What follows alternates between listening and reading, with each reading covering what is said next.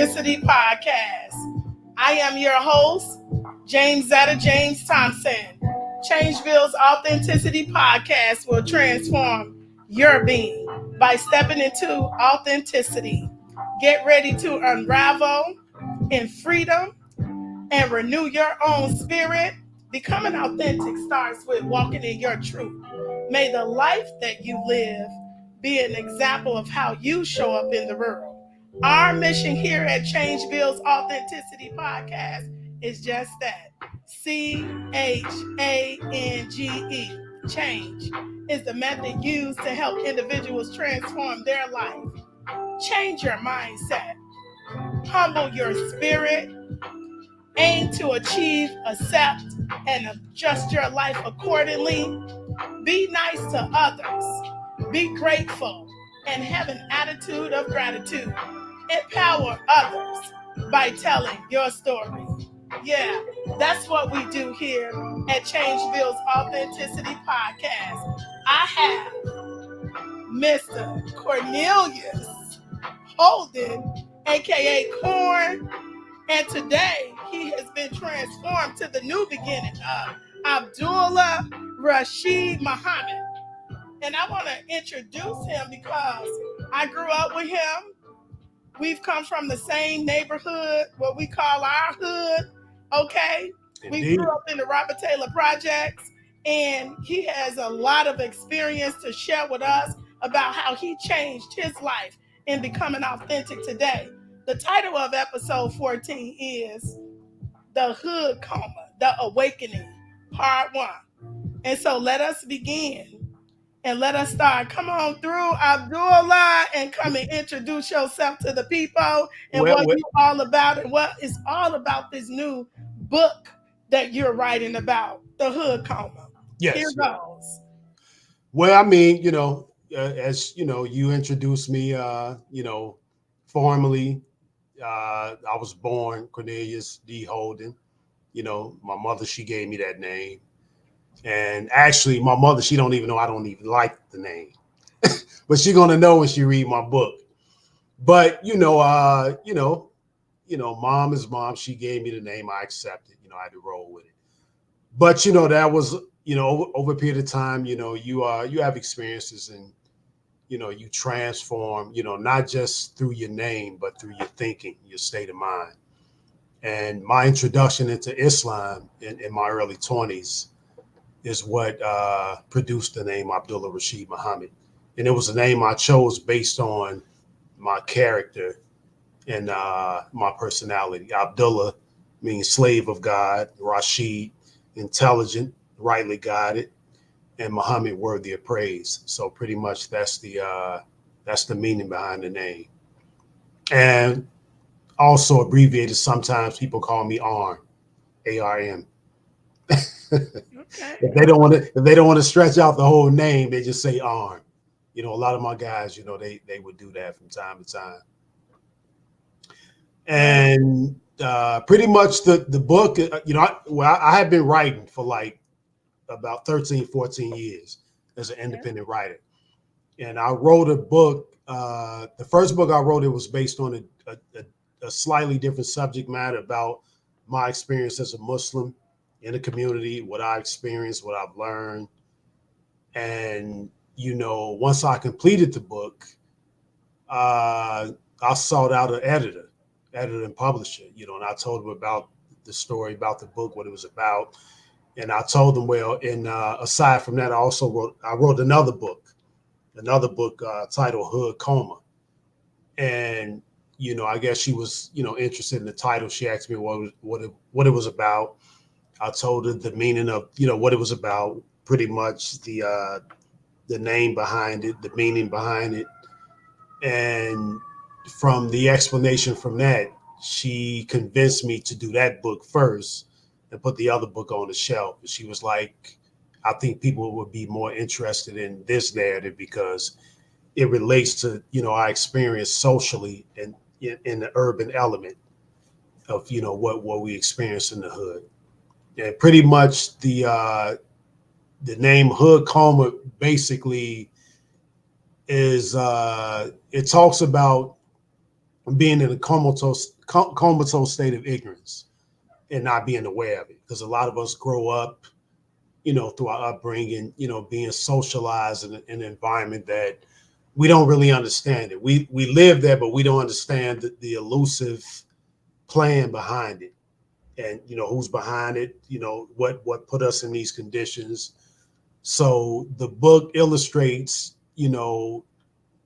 how I came to see that for what it was over a period of time, and not just me, friends, people that I've been around, how we've been indoctrinated with that certain, mentality and behavior, and perhaps we not being aware of it.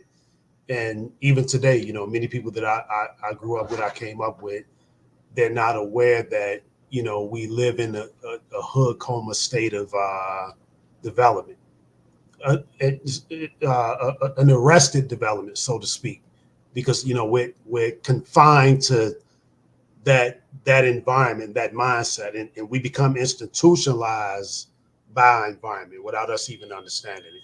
So pretty much that's the whole definition of hood coma. And so for me, I'm glad you talked about awareness.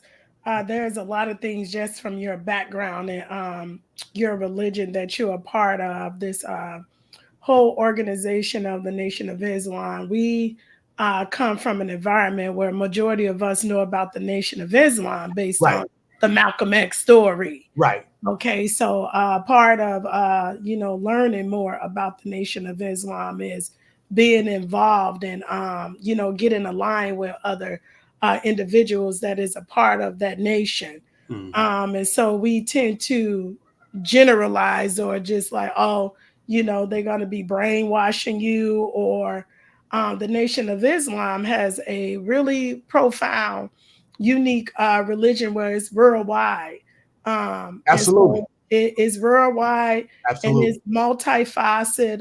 It's very well diverse. Mm-hmm. And if you can share any tidbits about how, because we're talking about a coma in a state of ignorance. Mm-hmm. And a lot of us in the rural and in this all cultures are Mm-hmm. very ignorant to the fact of understanding people's mindsets and Mm-hmm. why we think differently. Can Right. you talk about how the Nation of Islam helped form your thought process, how it aligned to your valueship as a man growing up in the Robert Taylors, and how you changed the way you looked at society and how Mm-hmm. you became a better person by, connecting with these group of men and this religion to Mm-hmm. help you better yourself as an individual.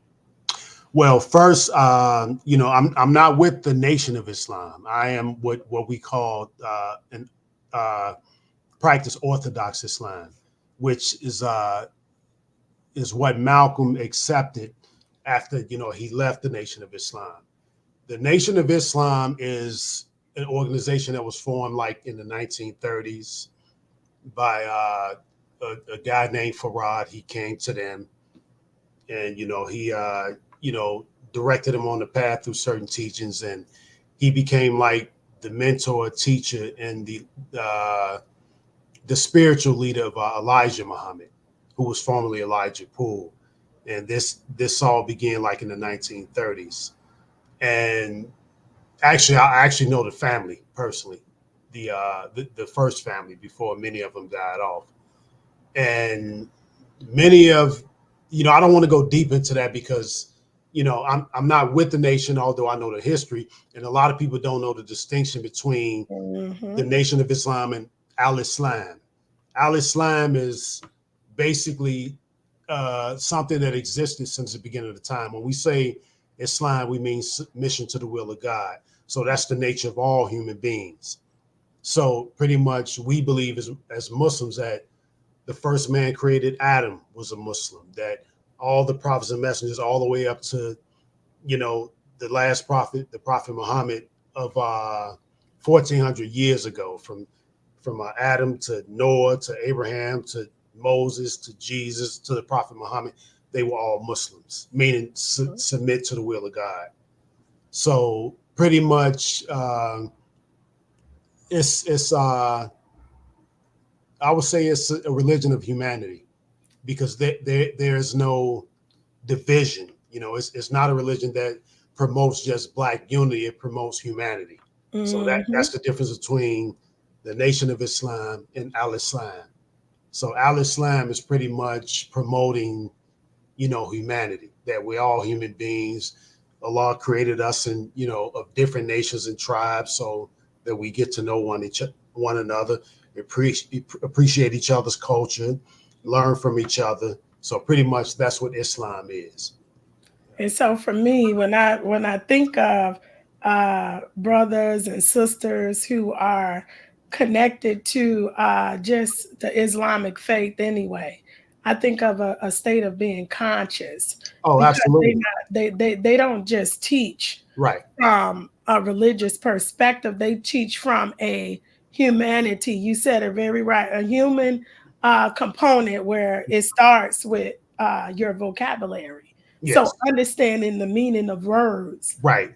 is where I was ignorant to the fact of learning about different religions, Mm-hmm. because I grew up in the Catholic religion and that's what my family was Right. connected to. But when I went to college, Mm-hmm. I've been introduced to so many cultures, and Mm-hmm. then all of these different faith walks. But when we talk about one thing, I found that learning more, becoming more conscious, is the awakening that I got from hanging around my Muslim faith Yes. individuals. So Well, they will break it down for you. yes. Well, I mean, the benefit of of me becoming Muslim, and that happened like in my I would say more like my mid-20s. It what intrigued me was the purity of it, the holistic, spirit of it, and that was the first development of transformation. You eliminating things that defile you as a person, as far as what you eat, what you drink, you know, and many other things that's considered to be impure and that defile you as a human being. So once your mind is clear, once your body is clean, you start to think a little bit more consciously. You're more self-conscious, you're more aware of your environment, you're more aware of, the people around you. So your understanding is much better. We're just taught in many different faiths, but oftentimes a lot of people just don't practice it. So in the Islamic faith, it is more encouraged to do this. So you would be on the path of being, self-conscious of what's going on around you. Yeah. Great. So, as you talk about your book, Awakening, a lot of awakening, in order to start thinking correctly, it's practices that you have to put in place Yes. to change your mindset. Yes. And some of those practices is it becomes a daily practice of what are you doing to influence the mind. So environment plays a role Mm-hmm. into the mindset, and removing ignorance. Mm-hmm. What you eat uh, plays a mindset. What you're drinking, What you're drinking. um, Yeah. people's energies that you surround yourself around. Can you elaborate more? Because when we become ignorant to a lot of things, ignorance comes from a lot of it's just not. It could be community. It's just not allowing yourself to interact with individuals so you can learn. Mm-hmm. Let's talk about that part, because I'm sure this book that you're writing, Hood Coma, is touching on those topics. Of course. Well, I with going through that transformation, you sort of become more aware of the type of people you're around. Even in the Quran, it says, "Be amongst those who are truthful in their words and their deeds." So not to eliminate yourself from your friends from the past, and your friends for life with whoever you develop friendship with, but you sort of distance yourself from things that sort of take you back to where you came, as far as you being stuck in a hood coma state of mind. So pretty much most of the guys I'm around now, they're on a guided path. They're they're uh, they're practicing individuals of life. They're Muslims, but they're more in tune to what they do, more self conscious of what they do, what they eat, what they drink, who they're around, who they associate with. So that plays a big part in your development as a person. You have to be self conscious of that, because we do have choices. You have choices of who you choose to be around, and that affects you because you absorb the energy of the people you're around. If the people have misguided energy, you're going to take on some of that energy. If they have positive energy, you're going to absorb that as well. So you want to be around those who on a guided path to where they understand life as men and as women, and that helped me throughout my development as a person. Although I'm still connected with a lot of my friends from the past, actually, like you probably know David Smith. I call him Grip. I grew up with him at 4500. He's Mm. actually on the soundtrack. He did 2 songs on the hip hop soundtrack, actually, talking about, the transparency of his development. And he speak on a lot of issues that a lot of people didn't even know he went through growing up in the Taylors, because even back then as kids, he was, real transparent about his life. A lot of us was embarrassed by certain things that Mhm. happened, but Dave, always respected him for that. He was always open about it. And he'd been that way all his life. So, my connection to, my friends from the past is still a connection. We just may differ in certain things that we do in terms of how we live our life, but we're still friends. You're friends for life. I have 2 sets of friends. I have friends from the past and friends from the present, here in the present. And I balance the two. I can balance it. There's a balance there. So Life is all about balancing. And you have these friends, and some of them are friends for life, and some of them are you meet friends along the way. I can say more than enough that life is truly about networking. yes, I believe in the saying that your network is your net worth. And yes, so I try to network with a lot of people. Like, not only do that, but leave a impression, a lasting impression, mm, and it's all about impact for yeah, me. So I can't really live this life if I feel like I'm just living, just going. I yeah, need to be able to be impactful to yeah. the world. So I like to spend my time with those who like to sit at the table and be Well, creative. you doing it now. I mean that's what you're doing now. I mean, you found your niche in the process of finding a path where you intended to go. You educated yourself in many different ways, and it moved you into a path that benefits you, and it's benefiting other people around you. So education is everything too. And Mhm. that's another thing that's encouraged in Islam to, even if it's not a conventional education, Mhm. because you have many different forms of education, Mhm. but as long as you're reading, studying, researching, and trying to absorb as much useful information as you can to make you a better person. If you're a better person, the environment becomes better. If you're a misguided person, the environment they're influenced by, who you are as a person. So we have to understand that as people. And a lot of times, many of us we take that the wrong way, as if you're being looked down because Mhm. a person may have graduated from a certain mindset Mm-hmm. behavior, but some people evolve. Some people evolve in Mm-hmm. life, and they understand life, and they understand the environment and the world that we Mm-hmm. live in, and they circumvent around that. Mm-hmm. And as adults, we should be doing that anyway. You can't be the same person for the rest of your life. Exactly. I wouldn't want people to say, I knew her when she was 12 and she's still the same person from when she was 12 years Right, old. right. I'm grateful. I'm grateful. But I want you to let us know, when would your book be released? How long we need to wait on it? Is it coming to light? How we gonna be able to purchase your book? Are you gonna have a book release? Absolutely.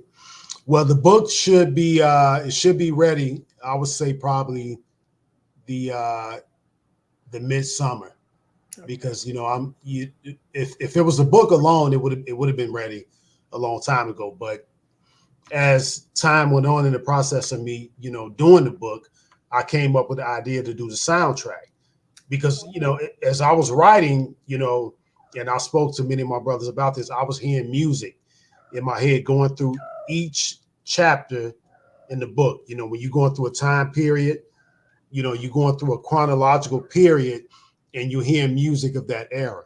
So initially, I did do a soundtrack, but it was a soundtrack of already established artists. So Mhm. me being reflecting of how that could affect me financially.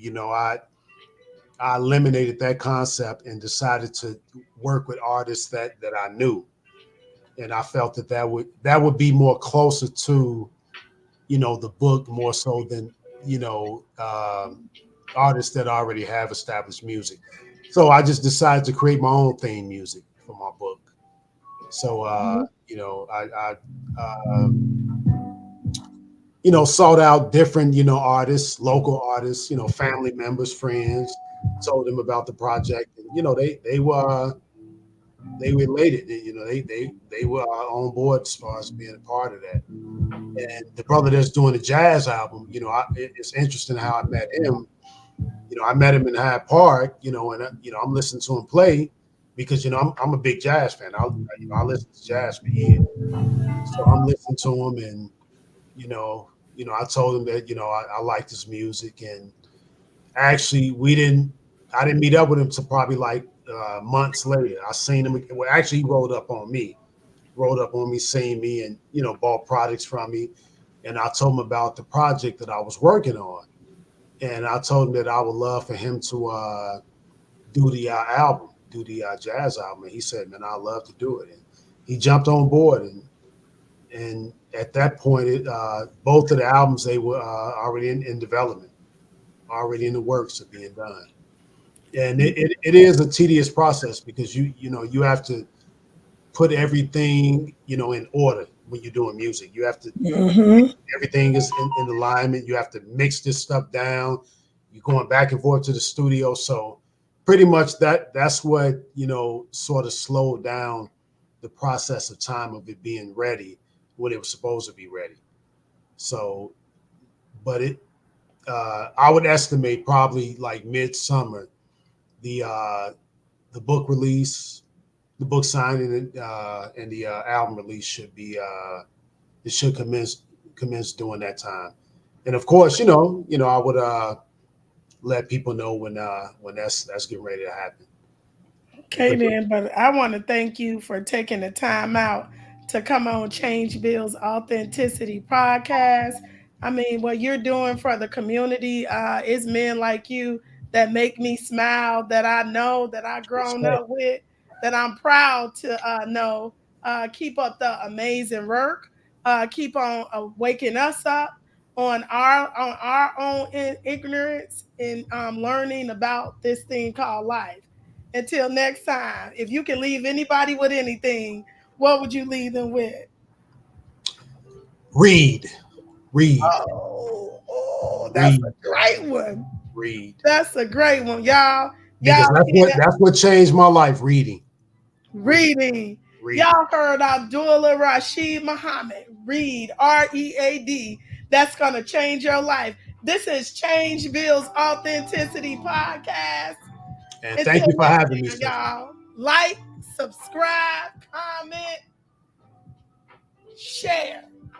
Okay? Until next time, if you have an authentic story that you want to come and talk about, go on changebillsauthenticity.com and fill out the guest podcast form and you can be our next guest. Until next time, thank you.